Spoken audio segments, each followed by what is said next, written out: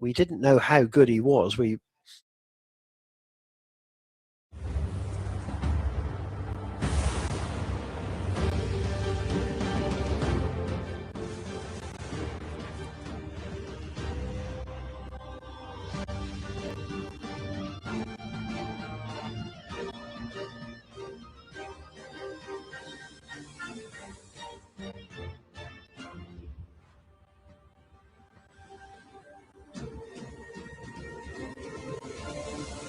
Broadcasting live from the Capital OTB studios, this is Racing Across America with Seth Merrow.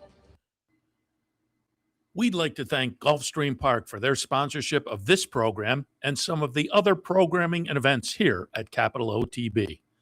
Gulfstream Park's championship meet features great racing now through Florida Derby weekend at the end of March.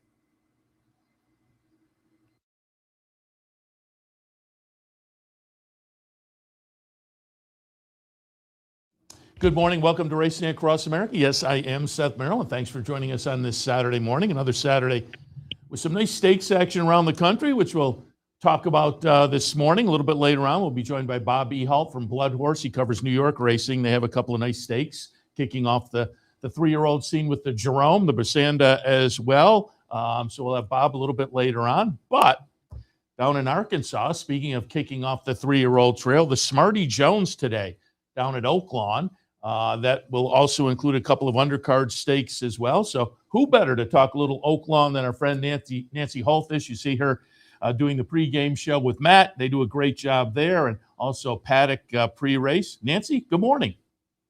Good morning. Thanks so much for having me on such a busy day. Yeah, happy to have you on. I was waiting to talk a little Oaklawn and get you plugged in to start the season, and no better way to do it than first step along that three-year-old trail towards the Arkansas Derby and perhaps the Kentucky Derby as well. I will say, and let's talk a little bit about that because it's a little bit of a different schedule this year. You'll go on a little break after tomorrow, Sunday, so there'll be a couple of weeks off, and then you'll come back on the 30th, which initially I thought, great idea, because that January weather can be a little iffy. And then I'm watching you last weekend. It was 77 down there. You know what? It was very warm, especially around Christmas.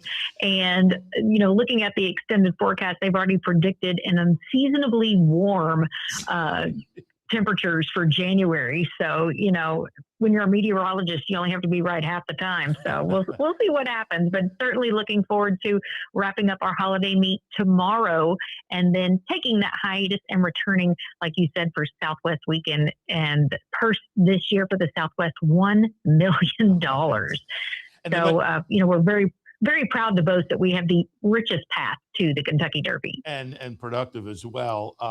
But the break then lets you come back for mainly 4-day weeks, so that's going to be fun. Oaklawn, I've told you before, and I say it to the viewers all the time, Oaklawn, one of my favorite tracks in the wintertime. I think there's a lot of value to be had there, and it's a lot of fun. So far, the meet, we're a few weeks in here. I pulled up stats, jockeys and trainers on the jockey side.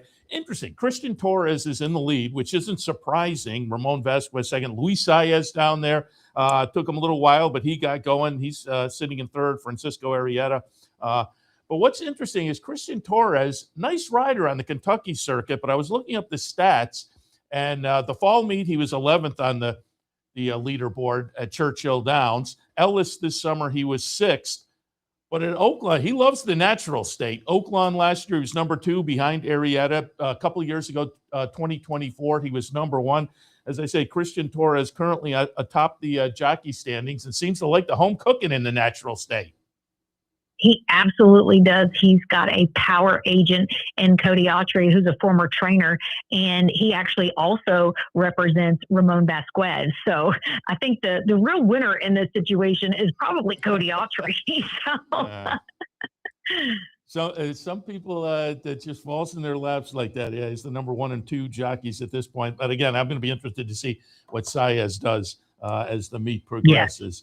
Yeah. And on the trainer side, no surprise, Steve Asmussen and Mark Casse tied with 10 wins apiece. But Mark Casse has done it with only 19 starters. He's having a great meet. And let me just fold in on the discussion of Asmussen and Cassie, I want to go back to yesterday. I think we have the stretch run here from the coach, which an overnight steak named after Wayne Lucas, who we lost this year, he was completely active right up until the end. He was sitting on the horses in the morning, just a phenomenal career. But as I understand it, the Asmussen family and the Lucas family were longtime, decades-long friends. And so it was fitting that Tap Into This is the favorite yesterday, one for Steve Asmussen. What were his reactions after the race? Well, it was kind of very full circle for Steve to have the winner in the inaugural running of the coach. I think Wayne met Steve when he was an infant. So as you said, just decades and decades of friendship and respect. And it was beautiful. We grabbed a bunch of we grabbed a bunch of kids and had them in the winner's circle, nice. Because that was one of Wayne's favorite things to do when he did get to the winner's circle. Take a kid down there, let them experience it, get their picture taken, be right there with the horse. So yeah, it was very cool. We worked on a beautiful tribute video that is on Oaklawn's YouTube channel, but it just kind of was full circle. But there is obviously a huge loss not having him here this season. But like you said, he went out with his boots on. Yeah, and that's great that you had the kids in it, because that became a thing with him, where he would, if he won a race, he did it up at Saratoga as well. He would go through the crowd and pull a kid out and bring him in and make that youngster's day, certainly get in the win picture and whatnot. So that was the whole thing. A nice tribute and deserved as well. The coach, the first running down at Oaklawn yesterday. And I also, just before we get to today, wanted to go back to last week, because I love 2-year-old racing. And so last weekend, when you had the all 2-year-old day, I will tell people, go back and look at the charts, go back and look at the replays. There were some nice winners on the undercard, but the stakes as well. We're going to watch the stretch run here. It's going to be number 8, Counting Stars. And I bring this up not only because it's worth watching. It was a nice-looking victory for Mark Cassie and West Point Thoroughbreds. But, as I mentioned, Mark Cassie having a great meet, so we wanted to watch that. But West Point going to be worth watching as well with some Cassie horses. I looked it up. Ewing had a workout last week down at Oaklawn. That was a pretty good 47 and change for 4 furlongs. We know him up here for the win in the Saratoga Special last summer. And Sandman, of course, the Arkansas Derby winner, he went a quick 59 last weekend. So Mark Cassie having a great meet, and our friends at West Point with the win last week with Counting Stars. But looking forward, they're looking for a big meet as well. Yeah, Mark Cassie can do nothing wrong, and it's almost a guarantee you're going to cash if you do wager on his horses. Somebody just sent me a text this morning and said, Mark Cassie's so hot, we're going to blame him for global warming. But yeah, his barn can do nothing wrong. They are firing on all cylinders, and happy to see it, because completely respect Mark as a gentleman, as a horseman, and a dual Hall of Famer. Yeah, and again, he's going to be fun to watch down there as well. It's neck and neck early in the meet with he and Asmussen. It'll be fun to watch throughout the meet. And again, looking for Ewing on the comeback, looking for Sandman back down at Arkansas. So should be fun for the Cassie and the West Point folks, as I say, as well. All right, let's jump into this afternoon. 3 nice stakes. It'll be highlighted by the Smarty Jones. But we'll start out in chronological order. 4th race this afternoon, the Renaissance for the 3-year-olds, going 6 furlongs. I pulled up a replay in here going back to, right up in our neck of the woods, the Sanford in July of last year. It's going to be number 2, Obliteration, getting it done for the aforementioned Steve Asmussen. Comes out of a 4th place finish in the Breeders' Cup Juvenile Turf Sprint. Last 3 races were on the turf, ran 4th in that Breeders' Cup race, but a couple of 2nd place finishes in turf stakes before that. But as evidenced here, the dirt should be no problem this afternoon. Looks like it's kind of going to go through him, although Dirty Rich, who spent the early part of the career on the West Coast, has a stakes win already at Oaklawn for Peter Miller. Strong potential, another Asmussen runner. How about that, Kurt? If you're looking for a price, I thought that one might be a little bit interesting. But what did you see in the Renaissance? Well, it kind of, to me, looks like a 2-horse race. The runners that are bookending the field, Dirty Rich and Obliteration. And Steve has said Obliteration much better on dirt. If they had a juvenile sprint on the dirt, he would have gone in there. But certainly the class of the field, as he's a graded stakes winner. And like you said, that performance in the Sanford was just ridiculous. So glad to see these two come back. And I think it's going to be a very hot pace on the front end. Both of these gentlemen that train Peter Miller and Steve Asmussen have won runnings of the Renaissance before, but it's going to be some wicked fractions, I think, on the front end.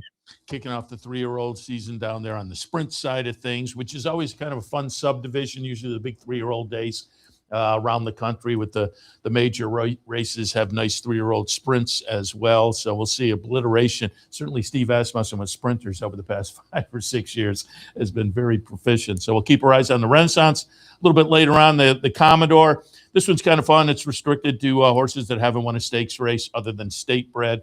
So there are horses that are kind of on the cusp, have shown some talent. I pulled up a replay going back to middle of November, Churchill Downs. The number 7 in this race will be Concrete Glory for Safi Joseph. Just a bona fide sprinter and a stakes quality sprinter as well. 17 wins in 39 starts. They ship in, they pick up Luis Saez. That one's interesting to me. There are a few others. This is a nice full field, but what did you see in the Commodore? Well, you mentioned Concrete Glory. Safi Joseph has only sent out one horse so far during our holiday meet, but it was a winner. This horse comes in super good form. And that last race that you talked about at Churchill did produce 3 next out winners. So 17 career wins in just 39 starts. Super impressive. Love Luis Saez in the irons as he rode this horse to victory. If you look back on his form, so he knows him well and looks to be the one to catch in the field. Yeah, I agree. Like I say, he seems like just a bona fide runner for Safi. And again, 17 wins in 39 starts. You got to love that. A couple others in there a little bit. Echo again for Norm Cassie. I thought Echo again was a player. That one coming off a win too, albeit a muddy track up at Churchill. But Norm is out having a good career on his own over the past few years as well. So Echo again to me was intriguing also. Yeah, it's a really solid group, and also just the horse that breaks to the inside of Echo again is Solid ID. Not familiar with this trainer. Bob Young could come punch me in the face and I wouldn't know who he is, but he does really well. He has a small sampling. Was a tiring 4th in the Ring the Bell Stakes last out, but if you look 2 back, was second to Rivet, a stakes runner from the Asmussen barn who actually won yesterday. So Second ID might be one to look sitting off of the pace a little bit. In the last couple of days, Seth, if you're not at the lead at the top of the stretch, you're going nowhere. You're backing up. So the speed is really, really holding nicely. So it's going to be another 6 furlong race that I think we're going to see some blazing fractions. And I'm glad you mentioned that, because traditionally at Oaklawn, I love when my horse is sitting kind of just off the lead and swings out to about the 3 path into the stretch. And it seems like over the years, that's been a good move. But the last few days, you're right. I think you want to be a little closer on the lead as you turn into the stretch. Definitely. That is certainly the place to be. And it's been a very successful pattern this last weekend. And I'm glad you mentioned the stake, the Ring the Bell, but that's a good opportunity if folks are watching Oaklawn. You can see, and you guys kind of mention and explain it, but after the races, you'll see connections go up and ring the bell. And that goes to, you explain a little bit, it goes to aftercare, right? And I think it was a great thing that you started at Oaklawn, and it seems like a couple other tracks have picked it up now. Yeah, a couple of other tracks have piggybacked off of our Ring the Bell program. Very proud and honored to be a board member of the Arkansas Thoroughbred Retirement and Rehabilitation Foundation.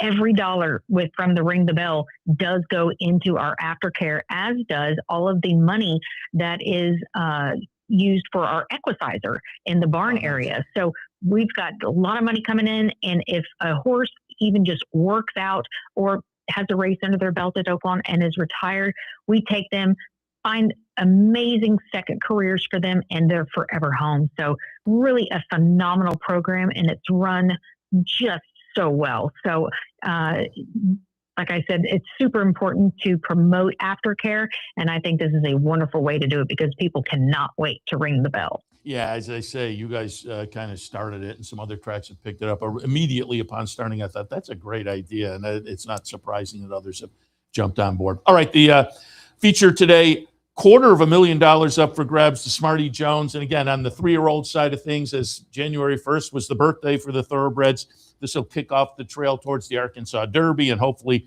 the Kentucky Derby as well. But these are 3-year-olds. A field of 9 is scheduled. I pulled up a replay of the Jean Lafitte at Delta Downs towards the end of November. We're going to watch number 2, Oscar's Hope, getting it done for Tommy Amos. I'm tilting towards that one, but I do think Rancho Santa Fe for Brad Cox, probably the one to beat. Universe is in my mix. Strategic Risk for the aforementioned Mark Cassie. Interesting, fun field in here. How did you see the Smarty Jones? Well, it's a very competitive group. You mentioned Rancho Santa Fe, a homebred for Gary and Mary West, undefeated in just 2 starts. And I think this is going to be the race that either predicts our really good future 3-year-olds, or if some of these runners just aren't stakes caliber. But Rancho Santa Fe certainly looks the part, is half to a grade 3 winner in Heroic Move. And the West have been just super powerful with their program, and very excited to see this horse in the flesh. Has actually been training down at Payson Park in Florida. So like that they make the journey up for the Smarty Jones. Another interesting connections with the number 1, Universe, is the only runner in the field that already has some Kentucky Derby points. 4G Racing is co-owners of this. 4G Racing also campaigned Mystic Dan. So it might be very full circle and a little deja vu, for those connections. But Kenny McPeak well represented, as he has runners that book in the field. And Universe is the most accomplished, being multiple graded stakes placed. Fun, as I say, fun addition to the Smarty Jones. Before we let you go, just fill us in a little bit about what the last month has been like down at Hot Springs, because you're a native of the area, and I always say, I tell people, unfortunately, I've only made one visit down there. I got to get back down because it's, as I say, one of my favorite tracks this time of year. But I tell people, get down. I tell people in this area, get down, because I find it very Saratoga-ish in that the whole town gets into it. Big crowds at the track. So just describe the last few weeks at the track and what the anticipation was coming into the season. Well, there was a lot of anticipation because we're kind of doing things different. We have our holiday meet, which does wrap up tomorrow. Then we take a 3-week hiatus and return at the end of January with the $1 million Southwest. So there's a lot of hype already for the classic meet. A lot of new faces, especially in the jocks room this year, which is a testament to a lot of people wanting that money, because we do give away so much for our daily purse distribution. But as you said, it's very Saratoga-ish, and I call Saratoga the Oaklawn of the North. But it's been a part of our Hot Springs lifestyle for more than a century. So everybody comes to the races. It's where they meet up with friends. New people come in and really get the experience that is Oaklawn. So it's just a wonderful place to be. And the fans are absolutely the best in the world. Just love the fans here. So really happy that we have the richest path to the Kentucky Derby. And we always like to say that the Triple Crown makes a pit stop in Hot Springs first. Yeah, again, Oaklawn, really one of the bright spots on the horse racing scene in year 2026, and it's been that way for the last few years as it's grown and grown and grown. But again, I highly recommend, if you're on the trail of visiting some tracks, put that one on your list, because it's a lot of fun. And as I say, very Saratoga-ish in that the town and the people all totally into it, and it's fun to watch. A lot of value, as I say, one of my favorite tracks. And a nice way to kick off the year with the Smarty Jones today. Nancy, again, you and Matt, say hello to Matt for me as well. So I'm Matt up at Saratoga this summer, and I enjoy the pregame show that you folks put on every racing day. So good work there, and appreciate the conversation this morning. We'll talk again. All right. Thanks so much, and good luck today. Thanks. Nancy Holthus from Oaklawn. Again, great day of racing down there. 3 stakes, but nice undercard. And I will tout you again. Pull up, if you weren't watching here on the network last weekend, the 2-year-old day, pull up some of those charts, and you'll get a feel from the charts, but then watch some of the replays. There are some 2-year-olds you want to watch coming out of that weekend last weekend with the 2-year-old day, certainly. But a nice day today as well with the Smarty Jones highlighting things. We will have that right here a little bit later on, OTB Live. I'll be taking a look at some action as well. But we'll also have, obviously, some racing from Aqueduct, which will include the Jerome. The Jerome, a little bit, I have to say, given that, an age-restricted stake worth $150,000, I'm a little disappointed that they drew a small field. But they do have the Jerome, the Basanda, and Bob Ehalt, I saw also. He writes for Bloodhorse, but he also writes for America's Best Racing. And I saw he looked at the Smarty Jones as well. So I thought we'd reach out to Bob, talk a little New York stakes action, and get some opinions on the Smarty Jones also. So Bob Ehalt coming up next. Stay tuned. The championship season is on at Gulfstream Park. Great horse racing action Thursday through Sunday. Come out and enjoy the world's best horses, trainers, and jockeys as they compete over the Hallandale Beach Oval all season long. Take your experience up a notch and join us in 10 Palms Restaurant with unbeatable track views, outstanding dining, and convenient wagering options. For reservations, event schedules, tickets, and more, head to GulfstreamPark.com. Think horse racing is too complicated? Think again. And they're off. Every pro was a newbie once. Meet DRF Newbie, the mobile tool loaded with daily racing form data and the power of DRF AI. Get the insights you need fast so you can play smarter and feel more confident. DRF Newbie, horse racing made simple. Try it free today. Visit newbie.drf.com.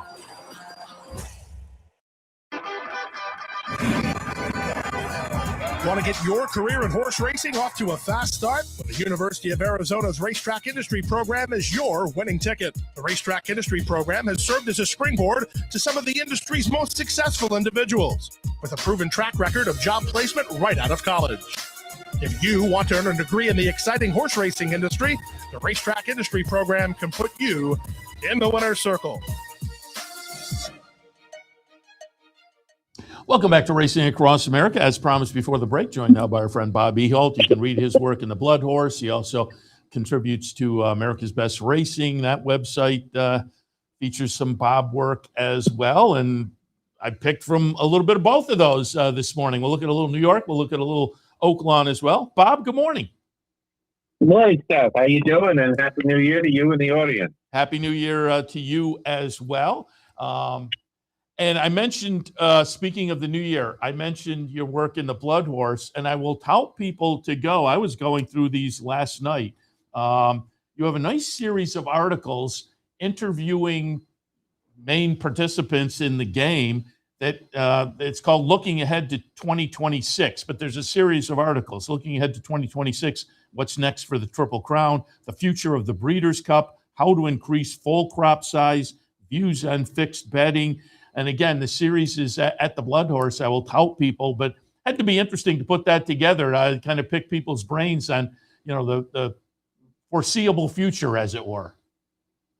Yeah, I think we did it. We first done it about 2 years ago and thought, okay, we'll take a year off from it and try to revisit it in a little bit different of a format. And, we picked some topics that we think are important for the coming year. And, I tell you, I thought there was some really nice, good answers in them.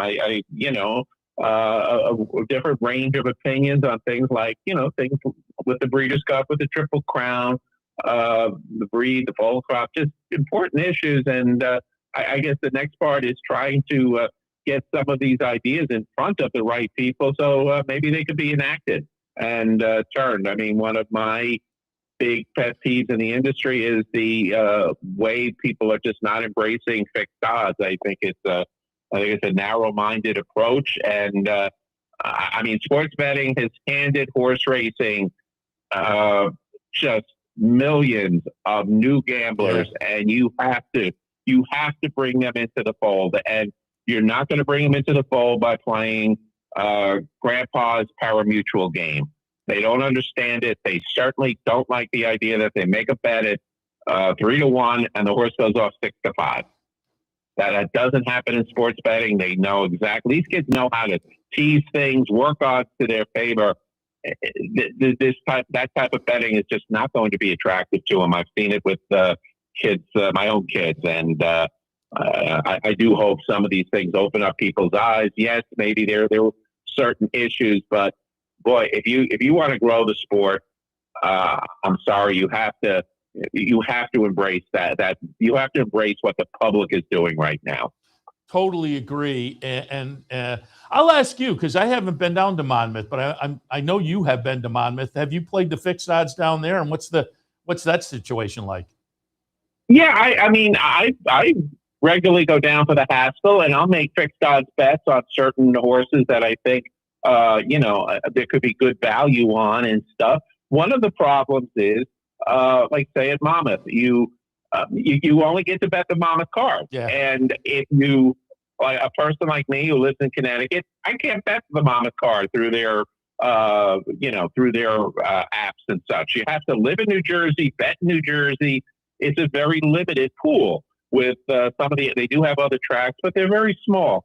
And at the track, they really, it's kind of, they don't have as many windows as they maybe should, because again, I don't know what kind of reaction they're getting from the live crowd, or people on Haskell Day are maybe not just a different crowd. Yeah.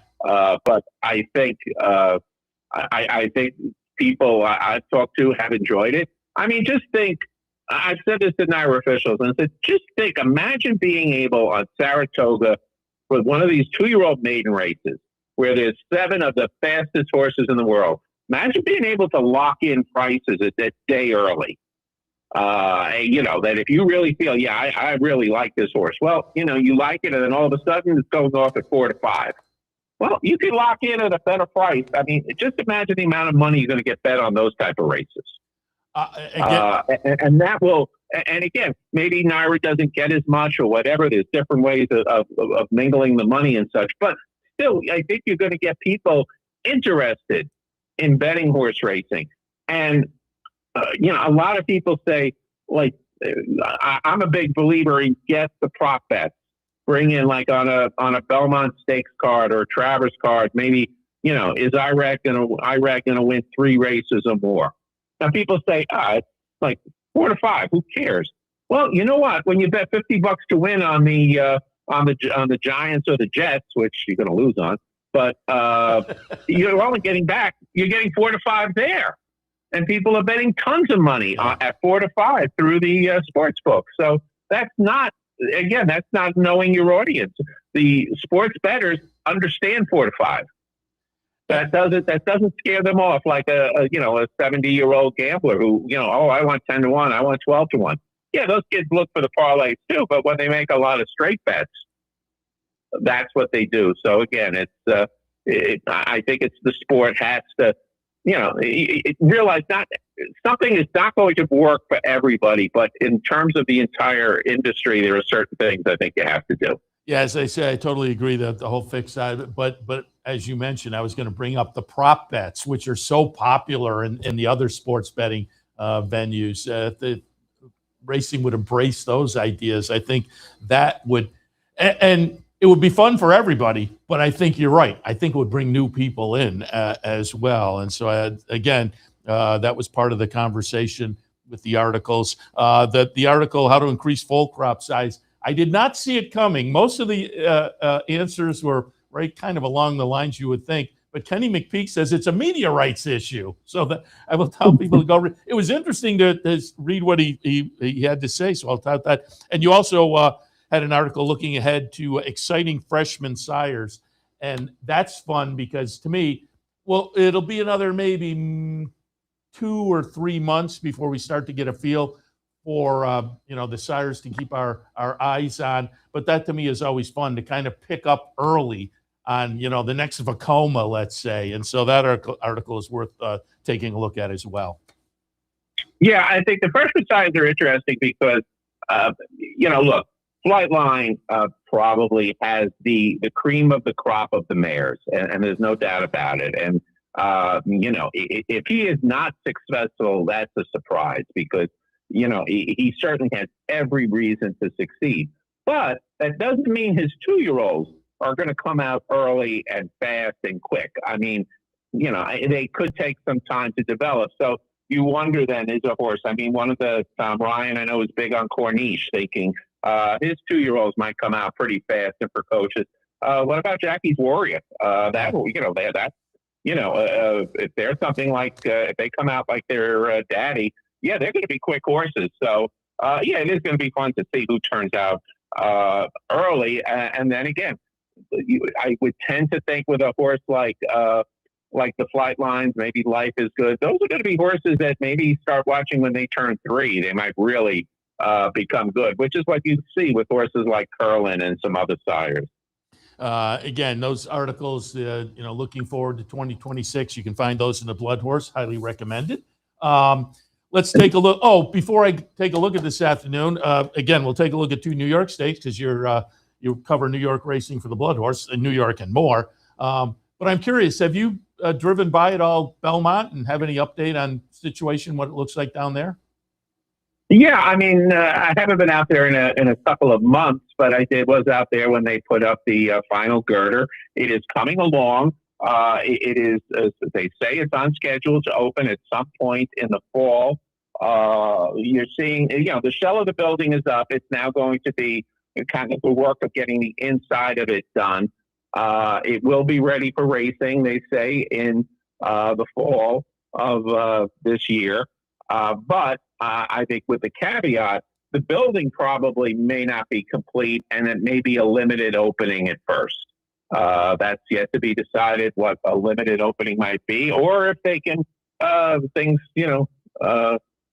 work out well. I mean, I don't know. The weather these days here in New York with the cold and the snow isn't really probably helping things. But as I said, the original plan was that there would be a limited opening for the racing. The racing will go ahead. All the courses will be ready. They will have racing, but they wouldn't have a grand opening maybe until the time of the Wood Memorial. And that would be when the building is completely open and ready to go. And, it gets a few months in before it hosts the Belmont Stakes, in 27, and then later in the year, the Breeders' Cup. Well, I'll ask you, you're a longtime New York guy. You going to miss Aqueduct? Not really. I got a lot of nice memories of the racing at Aqueduct, but I'll tell you what, trying to get to Aqueduct, it's not, that subway is great. If you're lucky to take the subway, that's great. But boy, sitting on the traffic on the Van Wyck or the Belt Parkway, you just sit there and you say, oh my God, they are redoing the stretch of the Van Wyck, which maybe your listeners might not know if they're upstate, but the Van Wyck is one of the roads that leads to Kennedy Airport and off to Aqueduct through one of the side roads. And they, at this period of time when NYRA is redoing Belmont and it's all Aqueduct, they are rebuilding that whole section of the Van Wyck leading up to Aqueduct. So it is backed up. It has one of these like strange things where 2 roads with 3 lanes each all of a sudden converge into 3 lanes. That backs you up to begin with. Then they have construction. They have trucks here. I'm not going to miss that part of it. Aqueduct was really, it was a very nice look. I remember I went to Aqueduct, first time I went to Aqueduct was 1971, and it was relatively new. It was a 12-year-old track, and it was nice. It had a backyard. It was a very good functional racetrack, but over time with the casino coming in, losing the backyard, you only just have what used to be the clubhouse, a small gathering of people. I will say NYRA has not really put a lot into updating Aqueduct because what's the point? It's going to come after June 28th. That's the final day or so of racing. I'm not sure if that's the exact date, but at some point in that time of year, that's the end of it.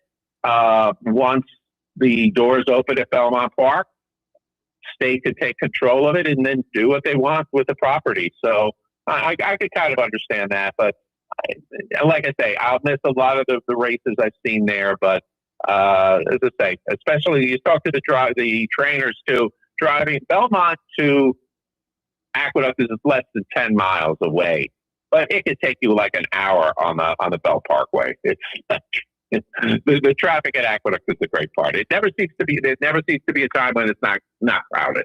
Yeah, I'm I'm not a New York person, so I'm not that familiar. My main familiarity with the Van Wyck is from Seinfeld. They always used to talk about trying to get to the airport, and they would be successful on the Van Wyck. And but I get we have some traffic up here as well, and I'm sure it's nothing like down there. And I have enough trouble up here, so I totally... it's just to explain to you sometimes where I live in Shelton, Connecticut. I could basically go door to door to Saratoga in about 3 hours. I've had times where to get to Aqueduct, it's taken me 3.5 hours. Well, that puts it in... I'm like thinking to myself, I'm still sitting in traffic on the Van Wyck, and I'm saying, I could have been in Saratoga by now.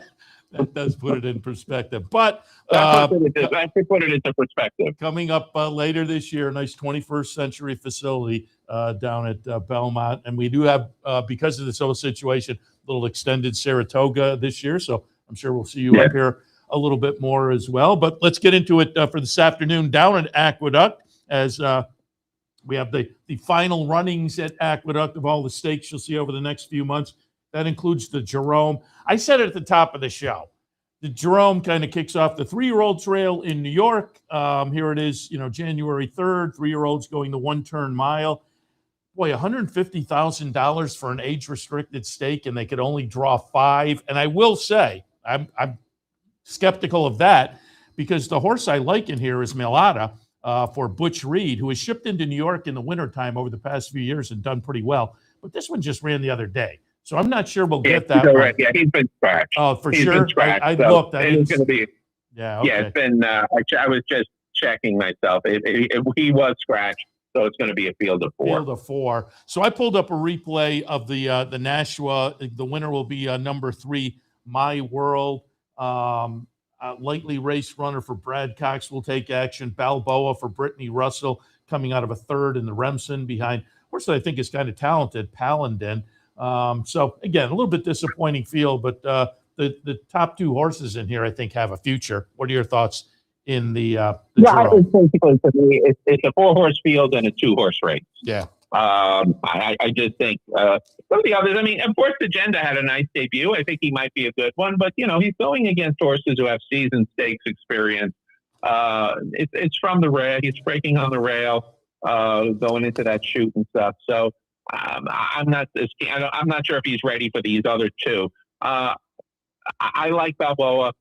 I think I remember I was talking with Tom Ryan, who's the managing partner of the ownership group, in June, and the Avengers group have always seemed to turn out great horses with Bob Baffer. I asked him, who do you like this year amongst your 2-year-olds? The first one he mentioned was Balboa, and he debuted and he ran into Grant, another Baffer trained horse who turned out to be a Grade 1 winner, and then he ran off in his second try, won easily. Then they tried him in the stakes out there at Del Mar and such, and Santa Anita. He didn't really fire. They felt those tracks might be a little bit deep for him. So what they often do in that group, they have a horse that they feel is not going to really thrive maybe on the West Coast. They sent it east to Brittany Russell, who is really a phenomenal trainer in Maryland. She got a minor stakes win out of him, and then he ran a really good race in the Remsen, which I will say should be a Grade 1 stakes based on criteria and the field and the calibers. I mean, it's amazing how it's not, but anyway. He ran, I thought, a good effort. Tired a bit at the end. So here, I think going the mile, I think is going to help him. I think he's pretty well seasoned. He's in good hands, and as I say, I like him as the one to beat in the race. And it will be interesting because, I mean, if he runs well, there's a pretty good chance they're going to send him overseas to Saudi Arabia for the Saudi Derby. So, because I was wondering, you go Remsen to the Jerome, you're cutting back to a mile. Well, then what do you do? Because are you going to bring him back in 4 weeks for the Withers, or do you wait for the Gotham and keep him at the mile? And the connections kind of told me, they said, he could possibly wind up in Saudi. Yeah, that Saudi race over the last few years with so much money has become kind of an interesting stepping stone for some connections. Yeah, it's 1.5 million, and they also have Kentucky Derby points, not in the main pool, but in that separate international. So that that also means, if you win, say, that race, you're bringing home a busload of money, and you're also getting yourself some possibility of getting yourself into the Triple Crown. It's going to be interesting. 4-horse field, and I think we all know that the shorter the field, the more possibility something crazy happens, it seems like. But I'll also note yesterday there was only one horse that wasn't on the lead most of the way as a winner. So it's going to be interesting to see the fight for the lead in here also. That's what I mean. I think he's got a good amount of speed where he's either going to be on the lead or right up it. With the 4, you'll see how fast they go. But as I say, My World, certainly, I wouldn't be surprised if he wins. That was a really nice effort to win the National. He's had a good amount of time off, decent figure up the race. He's a good horse. Again, I'm not sure if we're going to see these horses going 1.25 miles in May, but for a mile on the first Saturday in January at Aqueduct, I think those are the two that you got to watch. Yeah, again, it's a short field, but I think horses that come out of this might have a little bit of potential. A little bit later in the day, the 3-year-old fillies going 1 mile for $150K. A little more of a field in here. It's a field of 6, so it's not huge, but interesting. I pulled up a replay going back to the main special victory, November 20th for Britain. It's Chad Brown. Manny Franco was on board today. Flavien Prat was on board for that victory. And I have this horse in my mix, but I went with the Flavien Prat runner in this race. I put Believable on top for Todd and Rapoli.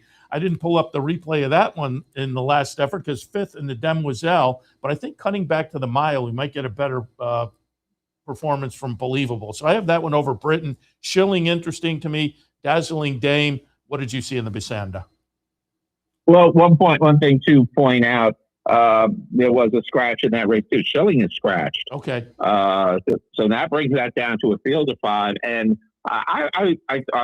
Schilling was the morning line favorite, and I thought the one to kind of beat because of that speed that's been holding up at Aqueduct. She ran a good race, but she's out. So that's going to make it kind of interesting because, there's several others with speed. I think it does help Dazzling Dame.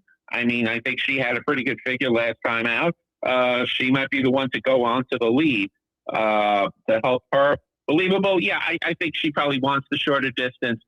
Here's the interesting thing. Like when you look, Pratt was on Britain in the first 2 races. He gets off, he's riding Believable. Now that usually could be a very telling thing. Which Believable certainly has some good figures. And Britain really, I guess, didn't. Her speed figures alone, she's not going. One of the, she's not a winner off of just her speed figures. But you do kind of wonder if, jockeys make commitments. And did Chad put this horse in late, where Pratt had already committed to Believable? I don't know. So that's where I'm not sure if it was a choice where he could have written both and he picked one over the other. On paper, Believable doesn't look like, as I say, in terms of what I saw was Thoroughgraphs and buyers, she's going to really have to pick up her game. But being that she's from Chad Brown, Chad generally just doesn't put these horses in for nothing. So there might be something he sees in terms of the distance that he likes that horse. I want to take a look at the odds and see, but and see how the track is playing. If it's a speed track, I think you have to give a little bit more credence to a horse like, say, Dazzling Dame, and I kind of wonder with the the one horse I thought that didn't have much of a shot, the 1. She does have speed. Maybe she hangs around at a big price. I don't know, but that one's one where I would want to hold off judgment to kind of see how this track is playing today. Yeah, by the 7th race, we should have a good idea if it's similar to yesterday or changed up a little bit. All right, before we let you go, let's go down to Oaklawn. Again, saw on America's Best Racing. You took a look at this race as well, the Smarty Jones.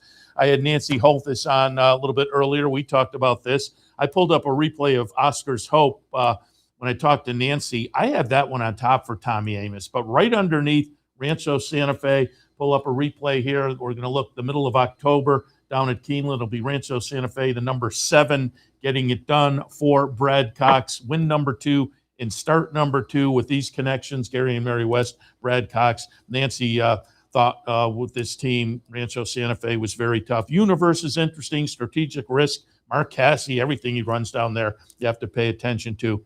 But what were your thoughts in the Smarty Jones? I went with on top Rancho Santa Fe. These races are kind of rough, or can be rough, because you have horses coming in.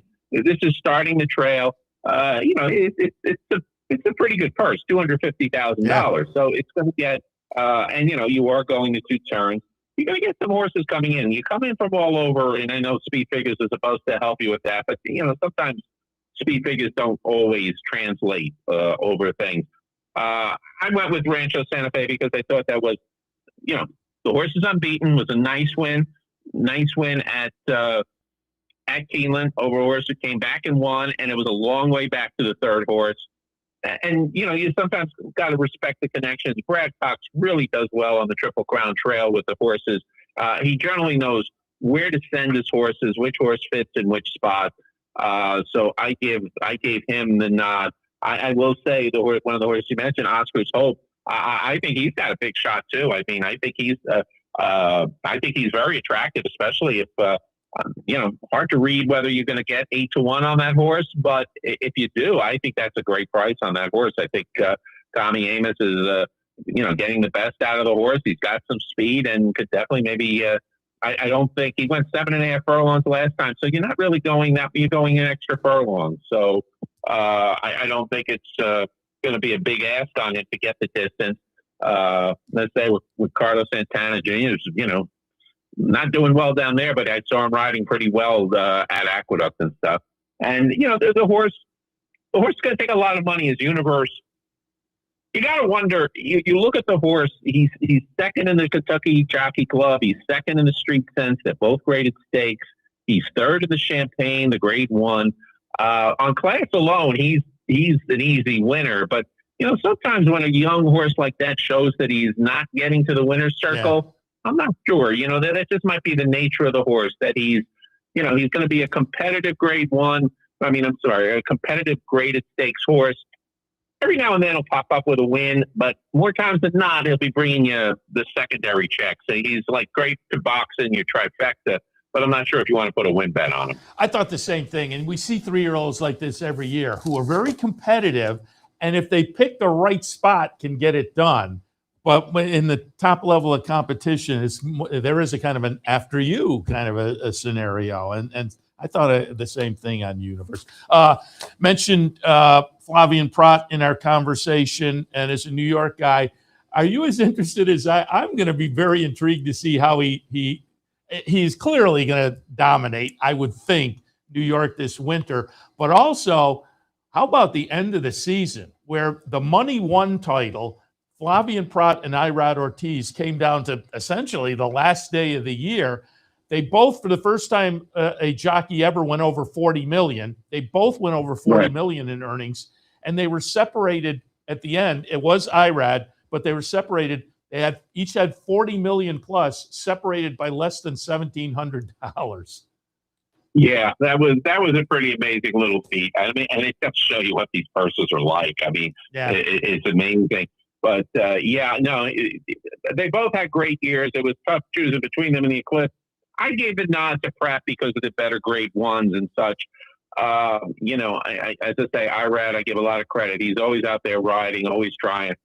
He's won the reward several times. I thought, Pratt didn't, Pratt maybe didn't have the year he had previously, but it was still a really good year with the number of grade 1s and such that he had. But I mean, I tell you what, I would be surprised if this is going to be something like a Steve Coffin, Chris Antley winter type in New York with Pratt. I mean, wherever he goes, he's going to have his choice of every horse in the race. It's going to be tough. I mean, I guess he can't. I don't know if he wants to ride 9, 10 races a day every day. So some other people will get a little bit of help, but boy, I think.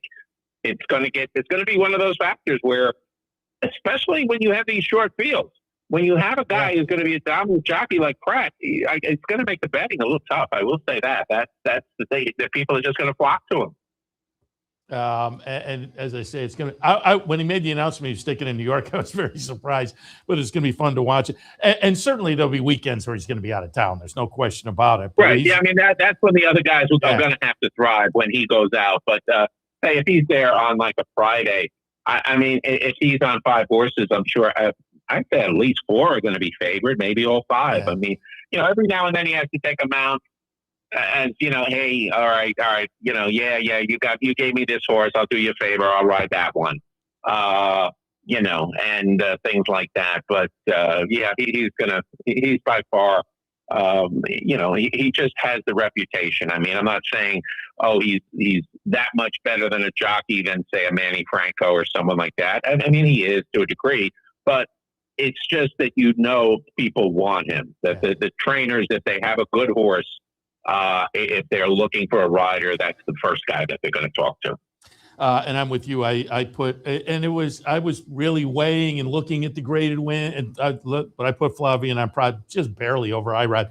And then in the 3rd spot, I put John Velasquez, who continues to be amazing, I think. And for folks who aren't familiar, only your top vote counts towards the Eclipse Awards. The 2nd and 3rd count. So they can have a final 3 to have out there. So it's still up in the air when Eclipse Night rolls around. And so to me, there's a little bit of a, let's recognize somebody like a John Velasquez, who I thought had a phenomenal year as, well into his career. So I was willing to honor him a little bit. But and have you looked on Twitter at any of the other ballots? Some people have put them out.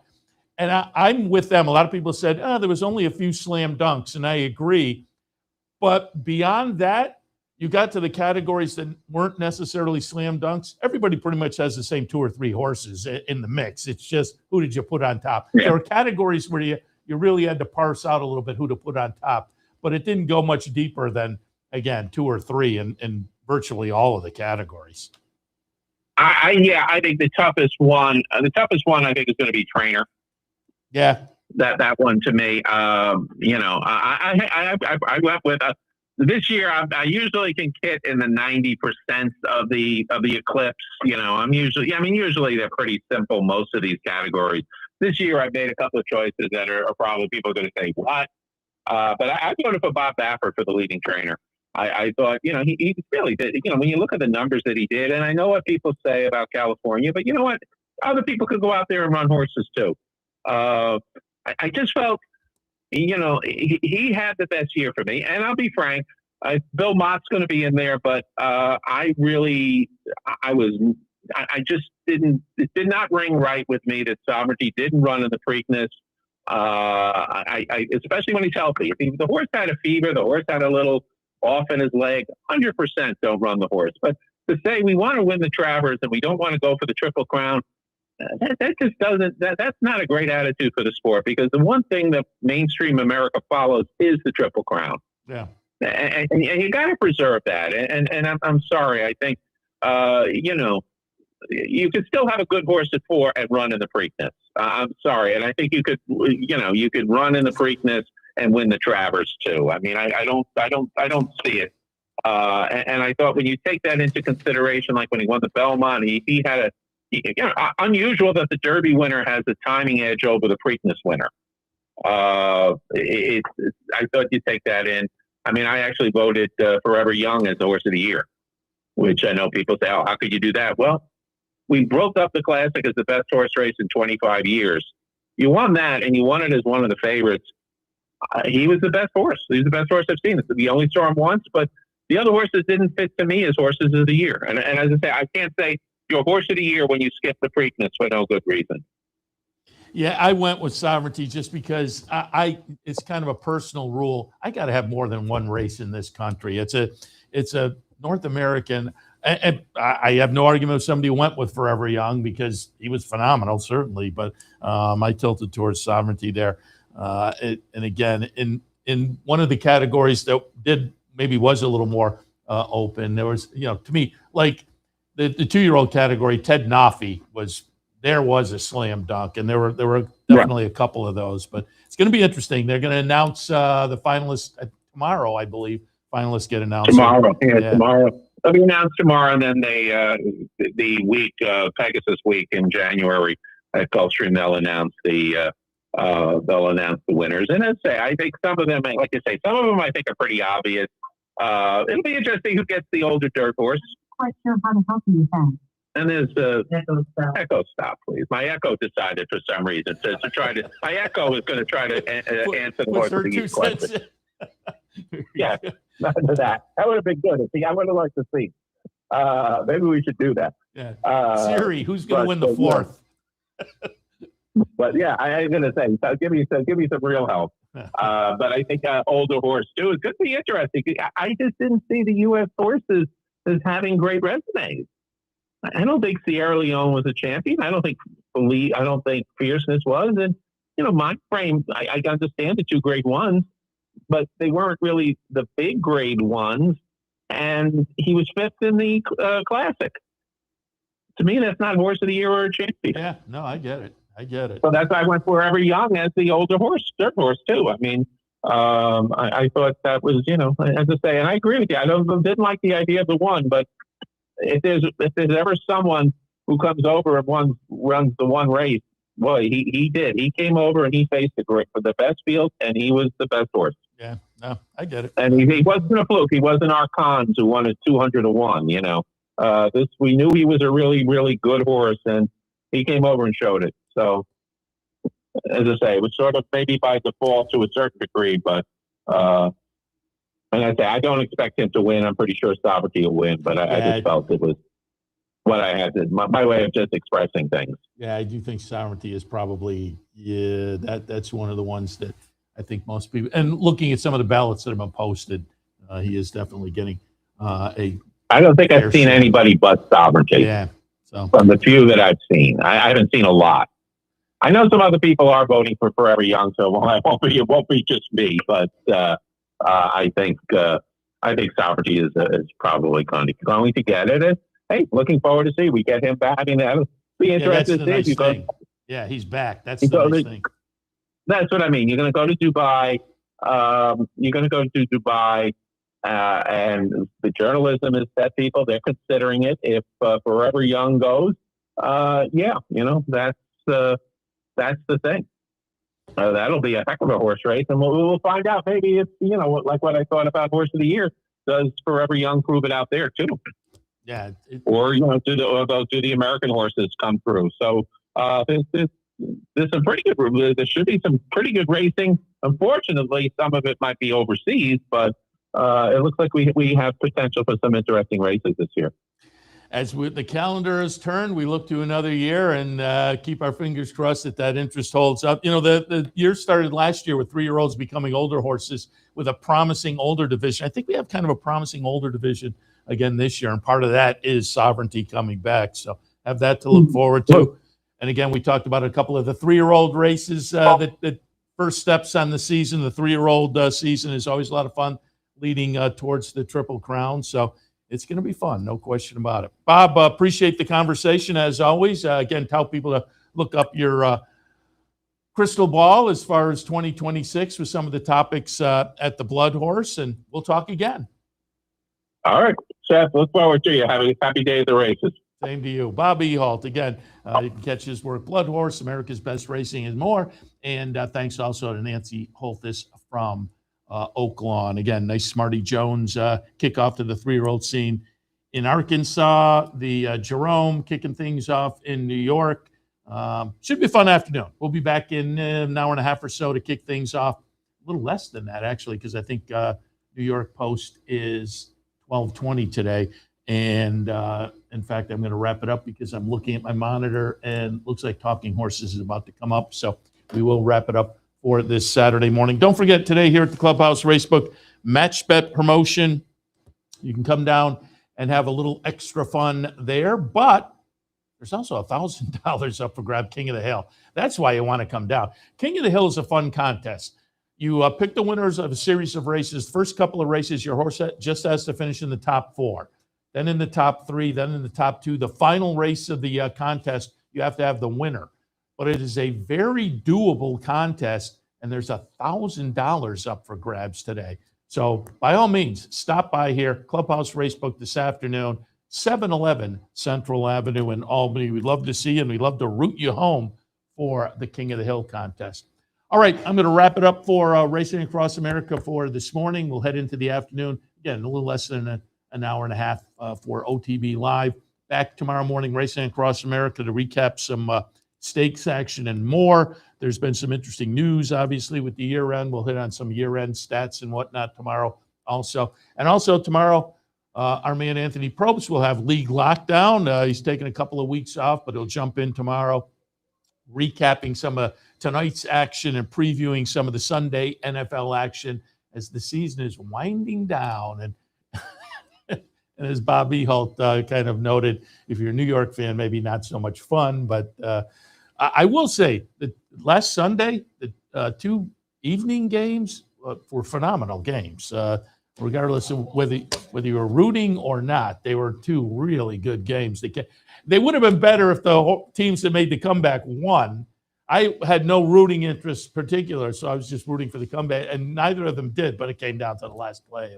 They were both great games.